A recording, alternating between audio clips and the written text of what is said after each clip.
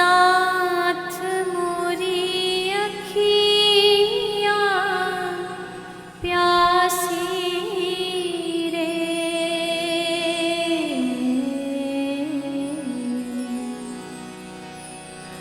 दर्शन दो घन श्याम।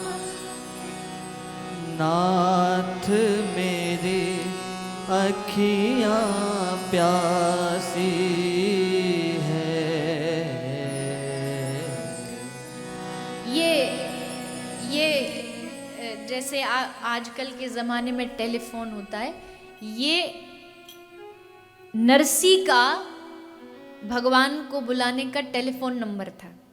राग केदार राग, केदार राग गाए नरसी और ठाकुर जी ना, ऐसा कभी हुआ नहीं।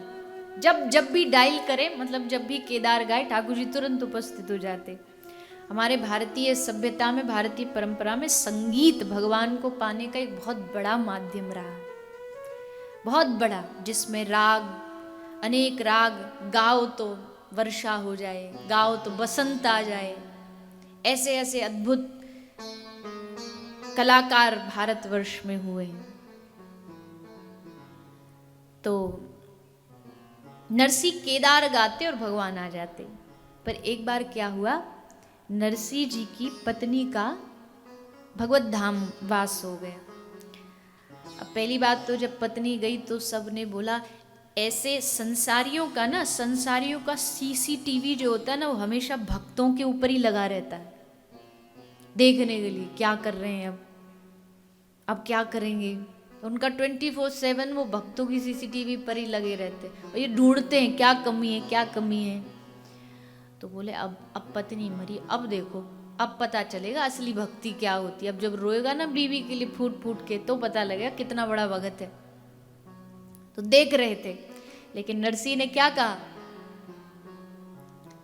नरसी ने दोनों हाथ उठा के कहा, भलो थयो भागी जंजाल, सुख थी भजसु श्री गोपाल। अब पत्नी का देहांत हो गया। अब उनके लिए थोड़ा जो होता है, बाद में थोड़ा पूजा की जाती है घर में, तो उसके लिए जो सामग्री चाहिए थी वो नरसी एक के घर से उधार मांग के लाई, दुकानदार से। अब दुकानदार से पैसे तो थे नहीं कुछ रखने के लिए, गिरवी रखने के लिए, तो उन्होंने केदार राग ही गिरवी रख दिया कि जब तक मैं तेरा पैसा नहीं चुकाता मैं ये राग नहीं गाऊंगा, केदार राग। उसी के बाद क्या हुआ कि एक राजा ने नरसी को लोगों के कहने पर, लोगों ने भड़काया राजा को कि ये तो हरिजनों के घर में जाके कीर्तन करता है, निम्न जाति को छूता है, उनके घर भोजन करता है, ये भक्त नहीं, और भक्त है तो इसकी परीक्षा लेके देखा। तो राजा ने जेल में नरसी जी को बंद कर दिया। और जेल में क्या परीक्षा रखी कि सुबह होने से पहले अगर तू सच्चा भक्त है तो तेरा भगवान आके तुझे गले में फूलों की माला पहना जाए, तो मैं मानूं तू सच्चा भक्त है, नहीं तो सुबह होते ही तुझे फांसी पर चढ़ा दिया जाए। देखो, आप देखिए हमारे जिन भक्तों की हम आरतियां उतारते हैं, उन भक्तों की कितनी बड़ी बड़ी परीक्षा हुई। हम जरा सी परीक्षा में घबरा जाते हैं, इनके तो गर्दन पर तलवार रखी है कि करके दिखा, नहीं तो सुबह फांसी। अब नरसी जी जेल में बंद कर दिए गए।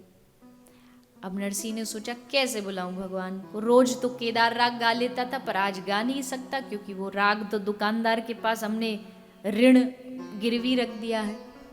अब क्या करें, तो राग नहीं गा रहे। नरसी ऐसे ही भगवान को पुकार रहे, हे दीन बंधो, हे कृपा सिंधो, हे करुणा सिंधो, हे भक्त वत्सल प्रभु, आ जाओ, हमारी इज्जत का सवाल है, आपकी इज्जत का सवाल है, आपकी आबरू का सवाल है, आपकी आबरू चली जाएगी, आपकी इज्जत चली जाएगी। खूब पुकारा भगवान को, 1 घंटा 2 घंटा 4 घंटे। पर नरसी को देखा कि इनका तो कोई मूड ही नहीं लग रहा आने का। तो नरसी ने सोचा अब स्तुति से काम नहीं चलेगा, ये टेढ़ा है तो थोड़ी स्तुति भी टेढ़ी करनी पड़ेगी। तो नरसी बड़े क्रोध में आकर के बोले कब से चिल्ला रहा हूं, आ जाओ आ जाओ। तुम्हारी आबरू का सवाल है, इज्जत चली जाएगी, इज्जत का सवाल है। पर अब पता चला जिसकी इज्जत होगी उसी की तो जाएगी। तेरे पास है ही नहीं तो जाएगी कहां से? तेरी दो दो माँ, दो दो बाप, तेरे कुल खानदान का, कोई कहता देवकी नंदन, कोई कहता यशोदा नंदन। और क्यों आएगा तू मेरे पास? तू तो शबरी के पास जाएगा, तू तो कर्माबाई की खिचड़ी खाने जाएगा, तू क्यों आएगा मेरे पास?